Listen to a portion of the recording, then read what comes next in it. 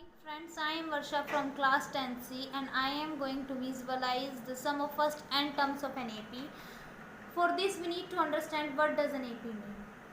AP stands for arithmetic progression, which is a system in which the difference between two consecutive terms remains constant and the difference is known as G, and the first term of AP is known as first term is A.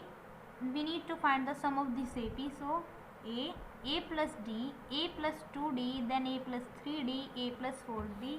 I am using this sheet as it is easy to recognize, and I am also using replica of it and try to join it. The figure so obtained is a rectangle. First of all, we need to find the area of this rectangle to find the sum of first n terms of an AP. Then after finding area, we need to half the area of this rectangle. So let's start. Area will be L into B. As we know, length will be 2A plus 4D. 2A plus 4D into 5 units. Now I am going to find the sum of first 5 terms of an AP. So S5 will be half the area of rectangle 1 by 2 into 5 into 2A plus 4D. We can also write it as 1 by 2 into 5 into 2A plus 5 minus 1D. Can we write this? Yes, we can. So now we are taking another example. It will be better to understand if we take more and more examples. First of all, A plus D, A plus 2D, A plus 3D. I am using this sheet and again replica of it.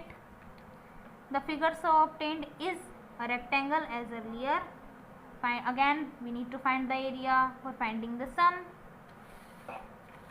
Now area will be length into breadth. As we know, length will be 2A plus 3D.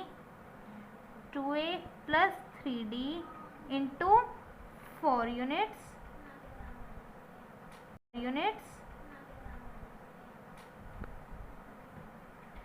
Sum of first 4 terms of an AP will be half the area of rectangle, and the area will be 1 by 2 into 4 into 2A plus 3D. There is no need to cut 2 and 4. Leave it as it is.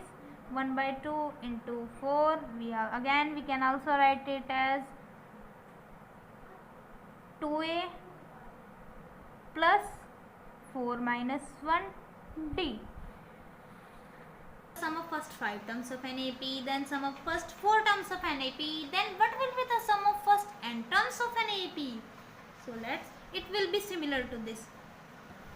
We have 4 terms, now we have n terms. So 1 by 2 into n, 2A plus 4n minus 1 into d, hence proved. That's